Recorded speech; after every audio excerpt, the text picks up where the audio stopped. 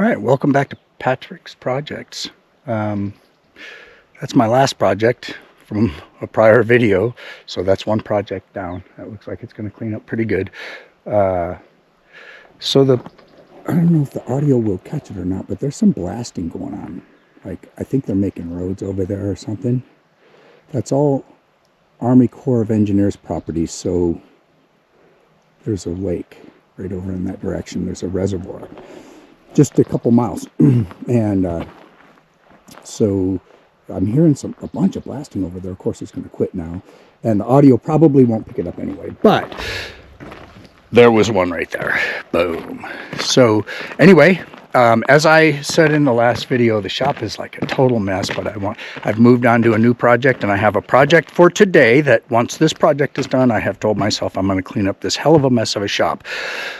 But let's look at the shop and see what's been going on since I last videoed in like October. So here's what the shop looks like now, and that is the new project right there. And man, if that thing's not just a sweetheart, I just got done washing it. I'm going to dry it off. But this is a 1977 AMC Pacer. At one time, it actually was in a museum, and then it was kid-driven for I don't know how long. I think that part of it was unfortunate. It sat in the desert in Utah for 17 years before I bought it. I have the last license plate over there on the desk, I believe. But this is a really nice car. So the plan is I was looking for this car for a reason. And I found this was the very first car when I went looking for a Pacer. So I think it's time. Let me just pause, and I'm going to go ahead and tell the story. And then basically I put a new driver's seat in that today. I'm just putting a set of racing seats in it because the seats that were in it were horrible. There's the original seat over there. So the project is to put this second seat in the passenger side today, and we'll go over that.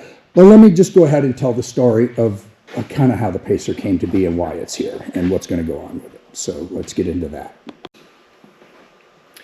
Okay, so why a Pacer? And basically, how did this come about? So I guess the best place to start is to go back to about the last time that I posted anything on my channel at all. And I'm a fly fisherman. That's what I do in my spare time, if I have any. And I was up on the river last year about this time. My birthday is rapidly approaching again, and I usually go up on my favorite river up near here. And last year we got rained out as far as the fishing went, and we went in my buddy's 97 Land Cruiser, and we spent 9 hours in that thing exploring up there and bouncing around on these roads, and everything that I usually go up in there is full size. I have been up there in this, but right now this carries 8.5 gallons. I need to fix that because this gets like 11 miles to the gallon, or it did. So we're going to see what happens with the engine rebuilt, but it's still not going to get much better than that. So this thing, you got to carry a lot of fuel with you or whatever. I'm always up there in my full-size rigs and just getting beat. And, especially when the roads are really bad that follow the river, you want to travel up there. And when you're in a full-size vehicle that's rocking all the time, it's just really fatiguing. And I was just so impressed with that Land Cruiser and how you can get to places so much faster, and it's so much smoother, and you just get so, you don't get so beat up. So I was looking for something that would be a good little river runner, and I've had a Samurai. I've done that, and I bought one of those brand new. I probably mentioned that earlier in video. I bought one brand new in 1987, and I had that thing for years. I went through 2 engines in it. Well, 1.5. And I don't know, I was trying to figure out what would make a good vehicle. I was looking at sidekicks, and I'm kind of am interested in doing those to flip because they're popular. I got buddies that know, one buddy in particular that knows a lot about that. What you're going to find out, and you'll see in future videos, all my buddies have like kind of really unusual vehicles as far as their kind of recreational vehicles. They're exploring, adventure vehicles. And so I am, I watch all the car shows that were on Motor Trend that, got canceled and everything. I went to Roadkill Nights 2023. I'm from Pontiac, Michigan. I was born in Pontiac. My career that I retired from just coming up on a year ago started in Pontiac, Michigan. And I was standing there. I had a conversation with Finnegan at that Roadkill Nights, and I was asking him about that was he was standing right in front of the dumpster fire Daytona, and he had bought that a year prior. And I I told him, I said, I'm assuming that's not a real Daytona, and he said, yes, I wouldn't be doing that. I wouldn't have done that to it otherwise. I do have a little bit of couth, and I'm the same way with this. So you'll find out that I am planning on making this better in my terms, but I'm keeping that. I'm not flipping that. I was looking for that for a specific reason. So going back to looking, for a little river runner,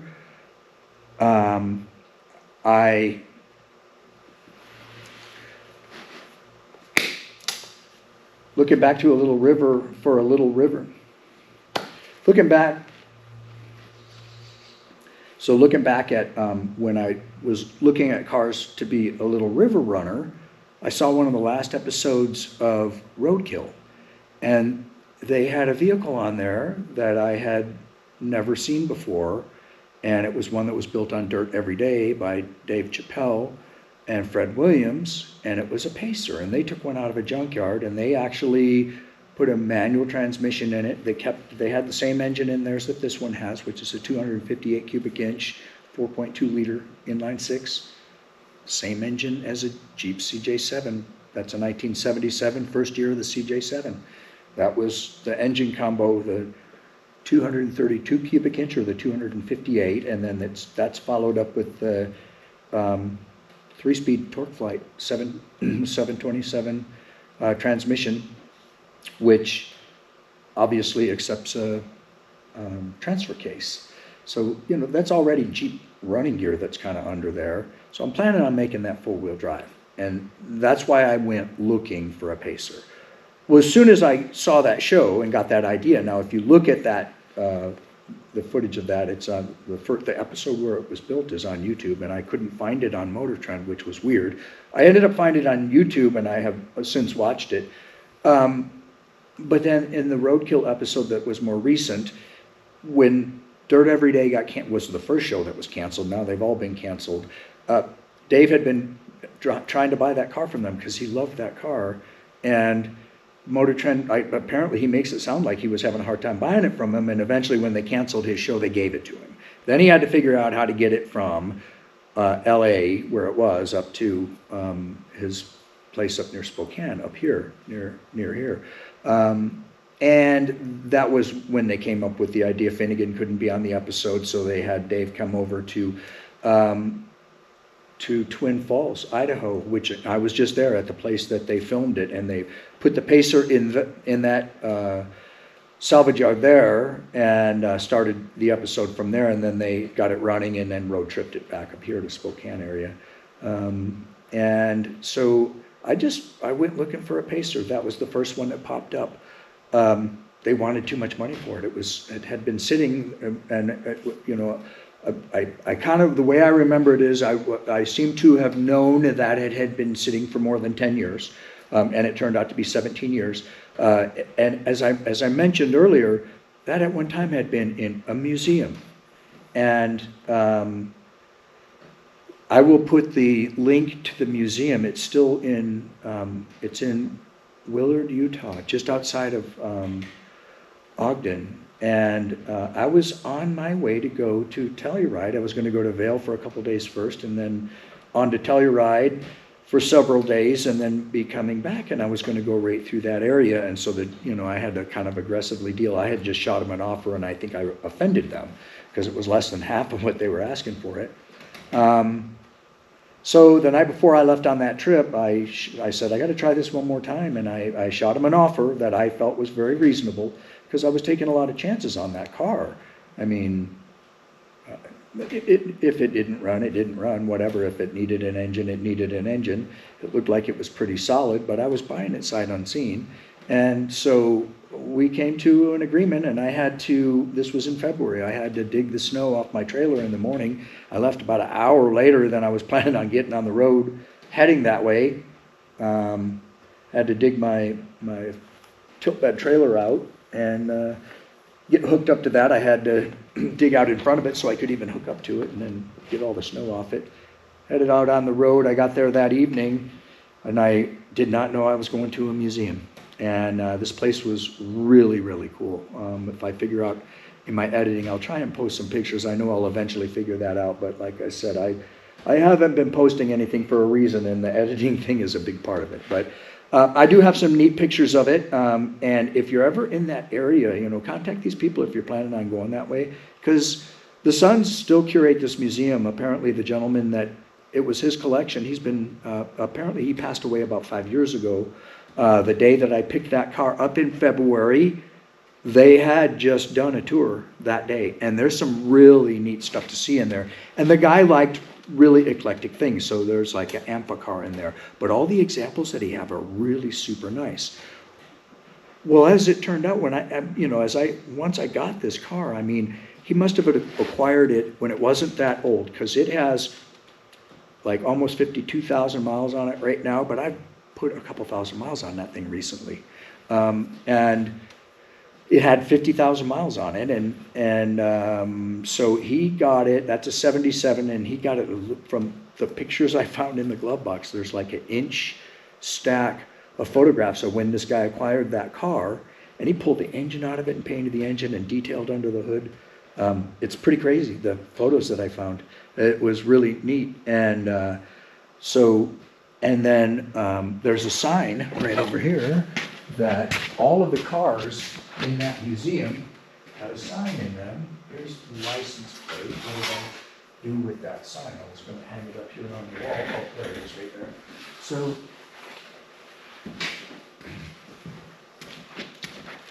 here's the last time that car, this is the plate that was in the back of the car. There were no plates on the car, and this was last registered in 2008. And then this is the sign that was in that car at one time. So 1977, AMC Pacer station wagon, like in the movie Wayne's World, base price of $3,799. There were 37,999 produced. It has an overhead valve inline, 6-cylinder engine, 258 cubic inch displacement, 3,202 pounds, and 110 horsepower. So all the cars in the museum had this sign. So this is kind of cool that I have this history, all the photos that went with that car and everything. So when I got it, I brought it home, and you will not believe, I mean, this car is just a survivor. It's a time capsule. The seats were worn out, ripped, completely brittle. I mean, you could just put your fingers through them and everything like that. And the driver's seat was so worn out. And first of all, the seats are from the 70s, and they were just like, they apparently wanted you to feel like you were sitting on a sofa, because it was just flat padded. The seats are like that wide, and they're bucket seats, and you just slide back and forth on them, and you had no, especially with as shot as that seat was, I had no support in any direction, and it was horrible. So I'm, for right now, that I'm just making this thing a driver, and I've been driving it. The seat, I put the driver's seat in yesterday. I took it for one drive down to town, which is about 6 miles from here and back. So I drove probably 15 miles. What a difference. I've got a bunch of other stuff that I've already purchased for it that are going to be little projects that I will now post. Today's project is to put that second seat in there. I just grabbed a set of racing seats that would look fairly decent in there. The color is okay with it, but it was a cheap option of getting seats in there. I would really like, when I get this project done, and it is my kind of driver and my adventure vehicle, I will put some nice seats, and I will not hesitate to spend the money on putting nice seats in it, but not at this juncture. So these seats were a really good option for right now. Everything else I'm doing, I'm planning on only doing once. So I'm going to go over everything I've done with this car, and I have done a lot of work to the car, and it has turned out to be really, really worth it. Now, the parts have all been cheap. I mean, the water pump for that is $27. The fuel pump is $17. And it's all because it's, CJ stuff. Most everything for that car, except for like the body, of course, everything for the drivetrain of that car is readily available and cheap. So you don't have to spend a lot of money. I ended up putting a timing set in that. I've replaced pretty much everything on the front of the engine because it had a problem. And thankfully, the internals of that just turned out to be perfect. That is a perfectly solid engine, and it runs so good now, and it's such a nice car to drive. It's unbelievable. And so the front of the engine was making terrible noise when I first got it started up. And at first, when I first started it, I thought it was just death noises coming from the engine. I was like, okay, this is not an engine I'm going to be able to use. But as I got it running a little bit better, I ended up with help from my friend Lincoln, my friend Jeremy. We took the carburetor apart. Jeremy was like, he knows exactly where to get the carburetor kit and everything, and he fired that thing apart and back together on the bench, and I put it back on the car, and it has run great. He did a great job on that. So my buddy Jeremy rebuilt the carb on it. Basically, between Jeremy and Lincoln and myself, we rebuilt the carb on that. Most of the work on that car has been done over here, and it's been me doing that. I'm trying to even remember what all I've done. So I got it started, and it ran kind of, but it didn't run very good, and it made horrible noise. So once I got it running a little bit better, rebuilt the carburetor. Now it ran a little better, but it still did not run good at all, and it would run well when it was cold, but it would run horrible. It's like it would run really good right here, and I live up on a mountain, and everywhere in any direction you go from here is downhill. And I would get 5 minutes from here, and then I would try to get back here. And I made it back each and every time, but sometimes not so gracefully. And what was going on with that was all ignition. So I wasn't so sure because the carburetor had just been rebuilt, and you know how those things go. So I was kind of struggling with it for a little while, but it was making this horrible noise. And I finally figured out, it wasn't a knocking. There was a ticking that was going on, and I can explain that now. But it didn't sound like a lifter, and it sounded like it was in front of the engine. And then there was this horrible noise, but it wasn't a knock. And I would climb like underneath behind the front tire, and listen, and it didn't sound like it was coming from the oil pan if you had the tire in front of you, and then you would get your ear in front of the tire. Man, you could hear it, so I knew it was in front of the engine. My buddy Lincoln finally put a stethoscope with a long bar on it, and he said, man, that's coming from the timing cover. So I just brought it back over here, ripped everything apart again. Now, by that time, I'd already taking the radiator out of it. It needed a little bit of work. My buddy in the town of Lewiston that has the radiator shop in there, wholesale radiator. I've done a lot of things with that guy, and he's been always really super great. So he just charged me a couple bucks. The first thing that happened, I put it up on the lift, and I was going to take things apart, and I went to open the drain petcock, and it just came off in my hand. So I took that thing to him, and he gave it the clean bill of health. Had to make just a couple little pinhole repairs on it, I think, as I recall, and stuff like that. And then finally, once I got into the front of the engine, of course, I replaced the water pump and everything while I was right there. I thought that was making the noise. In fact, I want to say I replaced the water pump first and started it up, and it was still making the terrible noise. And then I finally figured out that what had happened is, like I said, this thing got kid-driven, and that thing had to have been making some bad noise for a while. Now, I will hand it to him. For being driven by a kid, he didn't beat it up very bad. There's a few little, love taps here and there on it, but for being driven by a kid, this thing is straight. And I don't know how old he was when he had this and how many miles he put it on it, how long he drove it, but he was the last one to drive it, I know that. And when it got shut off, it had to have been making some pretty bad noise. And what I figured out is there's 3 bolts that hold. First of all, there's 3 V-belts that are running off of that crank. So you've got the harmonic balancer, which has a groove cut in it, which has the rearwardmost belt on it, and then you have 2 pulleys that are bolted to the front of that by 3 bolts, one of which came out, and that was the ticking noise. Tick, tick, tick, tick, tick. It was that pulley just ticking against the face of the harmonic balancer. Well, it was driven that way apparently long enough for it to ruin the harmonic balancer, and because it had a belt on it, it always had tension on it, and it cocked the top of the harmonic balancer till it cut a groove in the timing cover, and I know I cut some of that groove in there, but it cut a groove like an eighth of an inch deep in that timing cover. So new harmonic balancer later, and of course all new belts and everything as I'm going along here, and water pump, all that kind of stuff and everything. That fixed the terrible noise problem, but now we were back to it ran good, but sort of, and it would only run good for a little while, and then it would run bad. And Lincoln and I were playing with it one night and trying to figure it out, and it was already dark. It was probably 10 o'clock, and it's all gravel roads up here, and we were kind of running around on these roads, and he said, it's ignition. It's definitely ignition. So we brought it back here into the shop. It's probably 11 o'clock at night. We were looking at some other things. We had the hood popped open on it, and the ignition module for that thing, which I was on the fourth one. Well, not up until then. I think I was on my second one at that time. Lincoln touched that thing when we first shut the car off, and it basically burned him. It's not supposed to get that hot. And so it's like, oh, it's the ignition module. Well, I returned that ignition module and put another one in there, and it wouldn't run the car at all. It had zero spark. So it had to be a faulty module. So I took that one back, and each one of these had to be ordered. So I waited for the other one to come in, and I put that one in, and the car had no spark. So basically returned that, and just, it had to be like the distributor. It had to be. So I put an HEI distributor in it, which was the magic fix. It probably runs better than it did when it was new. And Lincoln helped me with that. We slammed that thing in, and it has run perfectly. We set the timing on it, and I haven't really done anything with it since then. The only thing I've done is just kind of monkey with the carburetor and the choke. It's got an electronic choke on it. Other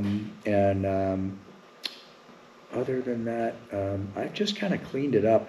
It had, if I can get the pictures posted, it sat out in the sun, especially over on the driver's side, and it really baked up the vinyl wood grain over there, and I found some 3M stuff that has stuck on there pretty good, but I'm totally not going with that. The fix is I'm going to put the wood grain wrap material on the side, and that's a good place for me to start to learn, because it's just a big flat surface, and I'll be able to do that. So I'm going to get that material and put it on there. But this kind of dressed it up a little bit just to make it look, to get the idea of how actually clean this car is. First thing I did was get rid of there was two different kinds of hubcaps on there. One set of wire hubcaps on this side, and then a set of plastic hubcaps, I think, on the other side. First purchase went right away. As soon as the day I got home with that thing, I went on eBay, and for $50 I bought those OEM hubcaps, which are perfect on that car. And then since then, of course, I put tires on there. And I just ordered, I've got a tire machine sitting right there, and I just ordered some tires from Tire Rack, and I went with a little bit shorter sidewall on it and a little bit wider tire, and it looks really kind of neat the way that it is right now. But this is kind of the end of phase one, and then we'll talk about phase two. Phase two being making it four-wheel drive, and what is it really going to be? So we need to talk about that. Yes, we're going to go look at this car. This is a really nice car. I am going to treat this car with respect, but I did buy this car for a reason, and I've already been through my own internal struggles of, this is too nice of a car. Just leave it like it is. It's not going to happen. I'm sorry. If it would be time to flip it right now. As a matter of fact, I wouldn't be putting these seats in. That's my car, and I'm going to do with it what I bought it and intended to do with it, and I think it's going to make it better, and we'll talk about those things. But right now, if I were going to keep that car just like it is right now, I really wouldn't do anything more to it. I would keep it just like it is, maybe put the carpet kit in the back of it, because the rest of it cleaned up good, but in the back, in the station wagon part, I think it's online. You can buy that pretty easily for $200. I'm going to recarpet the back of it, but I would put a gear fender in it. It's 1970s stuff, man, and it was, think about this, national speed limit. 55 miles an hour, all stuff from that era. My 93 OBS, thank God it's got a gear fender overdrive in it, because I pulled that car home from Utah through Idaho and Montana and Idaho again into here up over Lolo Pass, and I had my cruise set at 75 with my trailer and that car behind it. Try that with a 1993 7.3 IDI. They were made to go 55 miles an hour, but the gear vendor gives it 20 miles an hour at freeway speed. So at the same RPM that I would be going 55 at stock, that's 1,800 RPMs, and I'm going 75 with the gear vendor on. So that car, we get the same treatment because it's that 3-speed and it does really, really well, and it's awesome until you're going 50 miles an hour, and anything over 50 miles an hour, that thing's winding. And I have yet, we're going to find out, we'll find out together, I have yet to find out what gears that has in it, but my guess is that it might be in the fours. It might be like a 410 or 411, whatever Pacer used, or I mean Pacer, whatever AMC used, in that 400 range. But I would say it's got maybe 373s, because the axle that's going underneath it, the guy believed had 373s in it. And it would be nice if that had 373s in it right now, because putting the taller tires that I'm going to use, and no, I'm not going to butcher it, that I'm going to put the best tire that I can put on there and tuck in there and everything without cutting that body. It's going to be a taller tire, and it's going to change things, and it's going to, it's going to build itself. I'm going to see what happens there, and then do I need to re-gear it? Do I still need to put a gear vendor in it? Those are all options that are going to come down the road, but phase 2 is to just make it four-wheel drive and figure out what its characteristics are now as far as its drivability, because right now it's really drivable, but it would be a little fatiguing on a long trip because it's all RPMs, and it doesn't have a tachometer in it yet. I have one, but it's getting ready to be all gauged up and everything. It's just idiot lights. I don't even know what my oil pressure is in there, but it seems to be fine. It doesn't, the oil light goes out right away when you hit the starter. So it's a neat car. I'm treating it with respect. I'm going to do what I want to do with it. And so here's the cool thing about this. So, my buddy Thad that was just here, and he was here, and Lincoln's dad, Paxton, and their friend, Thad. Those guys went for a ride in it, and they are insanely jealous. They want it.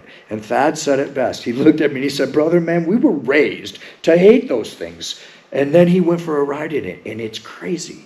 It's crazy what a nice car that is. But here's my memory of that thing. Before driving that one right there, I'd only ever been in one, and there was a guy that I worked with at a pharmacy back in Michigan. Can't remember even the name of the place. And we were like 17, and his parents had that car, but just turd brown. But it was that wagon, and probably a 76, 77. And he used to tell me, he was like, "I'm a really good driver, and man, I'm telling you," he's like, "you wouldn't believe what that car can do, like tight handling and like road course kind of stuff." He said it's insane, and he kept telling me that. He's like, "You should go for a ride in it." Well, I went for a ride, and the first thing we did was go down the alleys behind where the drugstore was. We went down the alley and around the corner, and the alley makes like a 90-degree turn, and there's like dumpsters there and everything, and homeboy was flying, and it was like the most scared I'd ever been in a car. I walked away from that with two things. I was impressed with his driving skills, and I couldn't believe what that car would do. Well, now I have one, and I'm here to tell you that thing is amazing. It needs a sway bar on it because it's got a little bit of body roll. When you get through that in your mind, the body's going to roll immediately, and it's going to just roll to what it's going to roll, and then you can do anything you want to it beyond that. And it just takes it. And I haven't even heard that thing squeal the tires yet. And I've been scared in that thing again in the passenger seat. My kid Mark drove it on a little further up the road from here. And he was pushing it in the corners and everything. And I was uncomfortable on the passenger side. I was like, holy crap. So I've pushed that one, and I've been in it, pushed harder than I've pushed it. If it had a roll bar on it, I'm here to tell you, you could. I am going to do the right thing, and I'm going to autocross it before I make it four-wheel drive. So we're going to video that too. It was supposed to, my buddy Jeremy is autocrossing today and autocrossed yesterday. And then the next month, I'm going to have that thing ready to go. Seats needed to be in it. I've got a sway bar sitting right there. I don't know if I can incorporate that like right now. Maybe might do some limiting straps on the rear to keep that roll away a little bit and play with it in a parking lot and see how that does to keep, just take a little bit of that body roll away. But I think just the way that it is right now, just putting those seats in it and running it like that, I bet it will turn a pretty good time.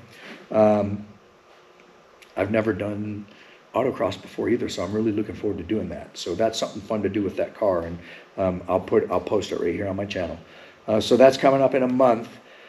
And then in the meantime, I'm getting ready to go over what I've got laying here, because I've got all the major components to make this thing a four-wheel drive. I am looking at, and I need to buy the tailpiece for the transmission that allows me to put my transfer case on there, and then I will have literally everything that I need here, other than buying like raw materials that I need to make the front suspension, and we'll go over how that's going to get done and everything.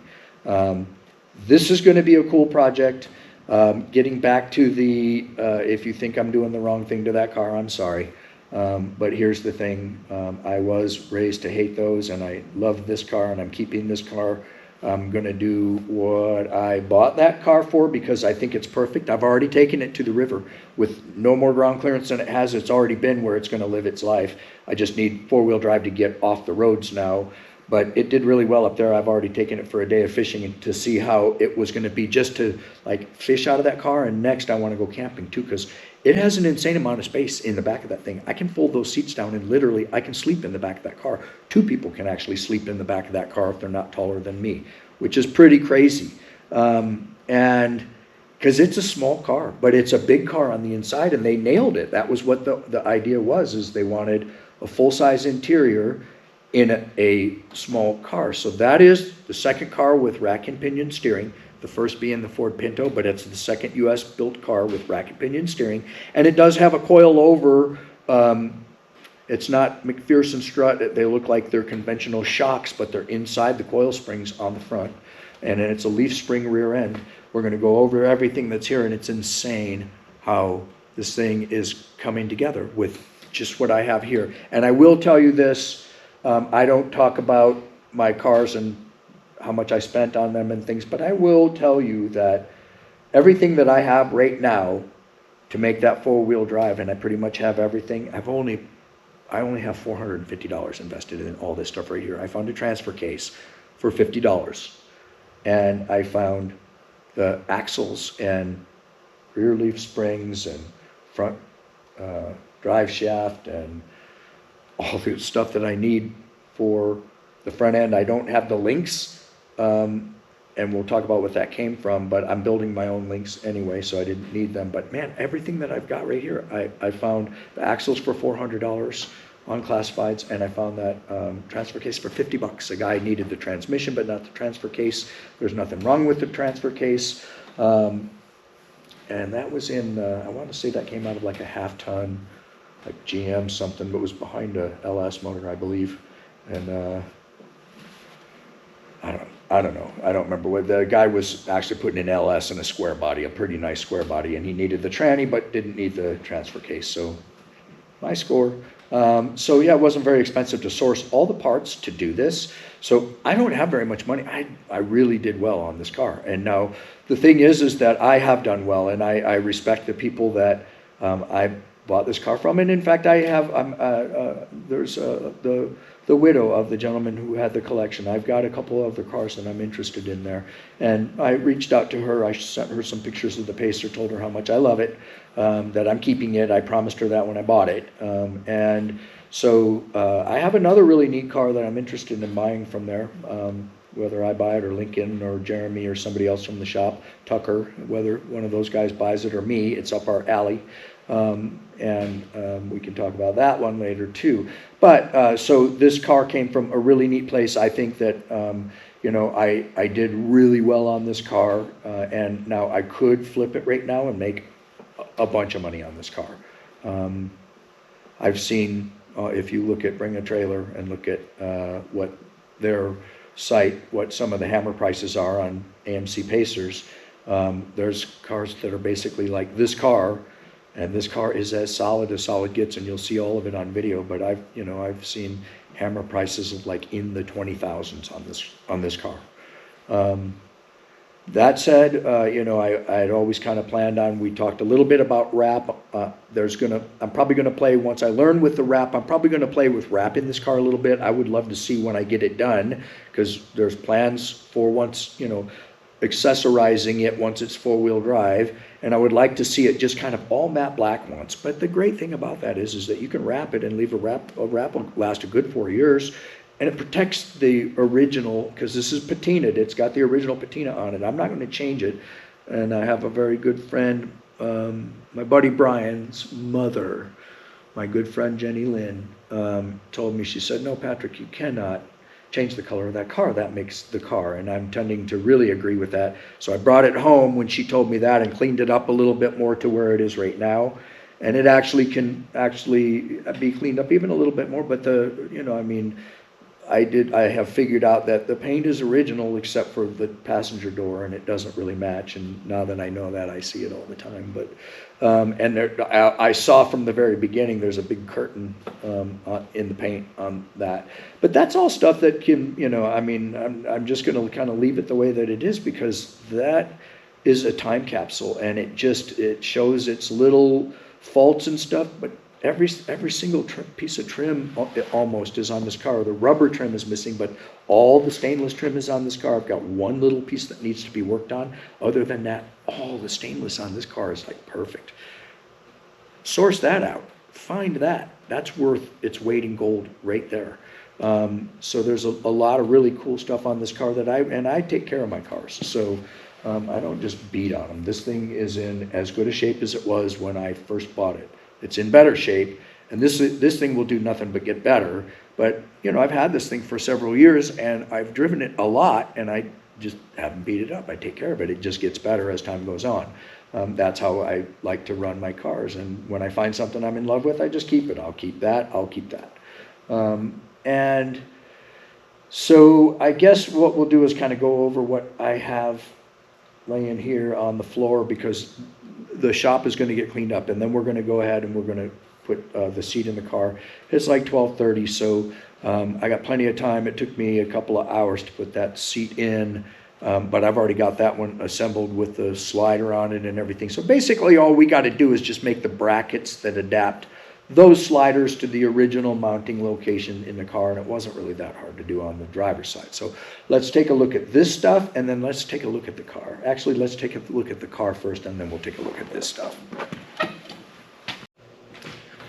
Okay, like I said, the shop, I don't know that I've ever really had my shop really this messy, but you see stuff that you recognize. There's where we were sitting over there. There's the crew cab project. Yes, I have worked on stuff since I did that. There's a half of a cab behind it that's going to do the stretch and everything. So let's just go over this car real quick. So like I said, it's a 1977 AMC Pacer. It's got a 258 cubic inch inline six. And it's just a survivor. So there's a couple, like I said, it's patinaed. There's a couple little things, and when they got chipped through the paint, there's a little bit of, there's a little rust that's behind it, and it's got a little bit more character up across the top of it right there. It's got a couple little bumps in the front where it just got tapped, but you don't even notice it like from a distance at all. And this side got a little bit wrinkled here too. And it looks like it got hammered and dollied out pretty good, but I think it kind of made this kind of paint pop, just blistered a little bit, and then so you end up with just a little bit of a rust like that. But in the grand scheme of things, it's like a patina, and it is honest. I mean, it's just an honest car, right? But like I said, all the stainless, look at this cool little stainless rack, and you look at what people are asking for all this original stuff when they part out Pacers and stuff. And all of the stainless trim around all of this glass, all of the glass. The body is 37.5% of the body surface area is glass in this car, and all the glass is perfect in it. Every bit of this glass is perfect. It's got these cool little pop-open windows in there. So when it comes to the interior, it's pretty much all original. It's intact. All that's like the original carpet, and I shampooed it, and it all came out really good. So it's clean enough. this is the original passenger seat. You can see there's a little duct tape on this one, but you can see how the seams are all just coming apart in it and everything. And this stuff is just brittle. Look at that. You can just, that's how that seat was over there. So not so good. But the nice thing is that this one is in better shape back here. This one is not coming apart like that. So the rear seat's in good shape. This is the one we're going to take out today. And then, everything on the dash is pretty original and everything. Like I said, it's just idiot light, so I've got full instrumentation. Plus, the speedometer doesn't read accurate right now. It reads way slow, and that's going to change even more when I put taller tires on it. So I got a GPS speedometer and tachometer that's going to go right on top right here. We'll go over that later, but it's going to give me all my instrumentation that I need, and I'll still be able to see my gear selector on this side and my fuel gauge on this side, but it'll basically block everything else up here. I won't be able to see that. So there's some adhesive stuff that I figured out how I can get that off of there. Just when I got some time. Everything works in this thing. All the dome lights work and everything. The glove box light works. And the 70s cars have no amenities in it. There's no door pockets. There's an ashtray, of course, and a cigarette lighter up here, and it works. And there's a glove box. There's not seat back pockets. There's not a console. There's nothing. I ordered a console. It's coming. It'll be here soon, and it'll go in here in between these two new seats, because the original seats were so wide that there was only 6 inches right between here. So now, as you can see with this seat in here, I'm going to have lots of space to put a console right here, and then I got a padded top one because I like to have my elbow on something there. So then that's pretty much going to make this thing nice as far as the interior goes. So again, you're not wild about the color of that seat, but I don't really care right now. It's function, kind of over form right now. And trust me, that seat is actually really, really nice to drive this car in that seat. And so that's pretty much the car. Now let's go over what I got laying here. So this right in front of us, this is a Dana 44 that my buddy Gary gave me, and obviously, to both of those things, that Dana 35 behind it and the Dana 44 both need pinion seals and everything. But that's the plan. I mean, before I do any of this for that car, like I said, I'm going to do everything once. So obviously, rebuild everything in there, all new seals, bearings, everything. Check out and see what gearing I have. That supposedly, these two axles are supposedly 373s. I'm hoping that one is, but we're going to see how that works out. The Dana 44 was hopefully going to go back into the back of this thing, but these are obviously different widths. And as it turns out, an XJ, a Cherokee, the wheel mounting surface to wheel mounting surface on a Cherokee is exactly the same as the wheel mounting surface to the wheel mounting surface on this car. So I'm not changing the track width at all. And so here's your front end on the XJ. This stuff is out of a 91 XJ. So like I said, I paid $400 for all of this right here. And then my buddy gave me this one. This one's going in the shed this will go in something. Next project, whatever. Put that in to something.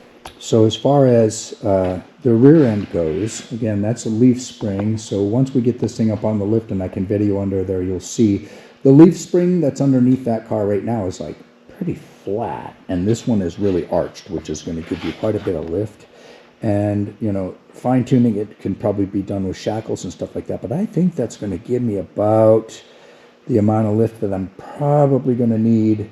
The whole build is going to be dependent, and you'll find out there's a kind of a K-frame that goes underneath the oil pan, and there's going to be some clearance issue over on the pumpkins over on the driver's side, so we'll go over that. And I have to have a certain amount of lift on the vehicle, but as far as the rear end goes, this set of Jeep XJ, and again, so we saw the weight of this thing, which was like 30, what is it? I thought he had it. Yeah, 3202. So 3,200 pounds. And if you look up a Cherokee, is about the same. So this running gear was supposed to support a vehicle of that size, so that's important. Those leaf springs will basically bolt right into the hangers that are on there.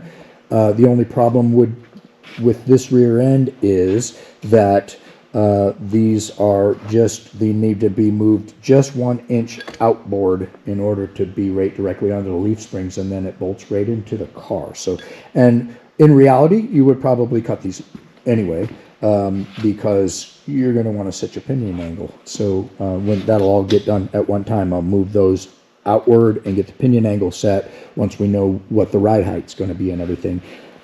So that'll all kind of build itself as it goes along. There's a lot of calculating to do between now and then. Like I said, I don't know gear ratios of this stuff or anything. So the XJ is a triangulated front, or a triangulated 4-link, or what some people call a 5-link. It's a 4-link with a panhard bar in the front. And so there's your panhard bar down here. There's your sway bar here. Your panhard bar is down here. And you got your panhard mount right there and everything. It all came as like one unit when I bought it from this guy. Super nice guy too. So, but here's your top links. There's one here, one there, and then your bottom links here and here. So as you can see, those bottom links are triangulated to angle in toward the frame as they come back, and the top one's angled out as they came back. Well, the 4-link that is not going to work. I'm going to incorporate everything else, the panhard bar and these bottom links, but I'm going to have to relocate that, because that's quite a bit of clearance issue right there, and I want to be able to tuck this right up against. I'm going to have to do a little bit of clearance work on that K-frame right in the front corner of it over here, but that's going to be my limiting factor, is how far I can tuck that thing up at full tuck as I'm designing the front suspension. So these have to get cut off. This has to go away. This has to go away. I'm going to be putting a 3rd link on this somewhere. What I'm thinking is that's got to go away. That's possibly going to be my link for the top. Stay tuned. Who knows? Anyway, we'll figure all that out as we go along. I have the major plan. So here's the stuff. This is going to get moved to the shed. This stuff's going to get put in a little bit better location. Oh, here's my NP241C. If it were an NP241D, it would be a passenger side drop. The NP241C is a driver side drop to coincide with those XJ axles. So, and that is the one that I found online for $50. So all of this stuff is getting ready to get kind of worked on.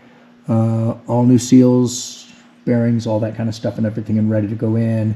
I got to buy the materials to make the front links. And at some point, we'll make a video where we put the car actually up on the lift and kind of go over the plan and kind of how the measurements all work out and everything like that. So I'm going to go ahead and get started on taking this seat out, and we'll proceed from there, I guess.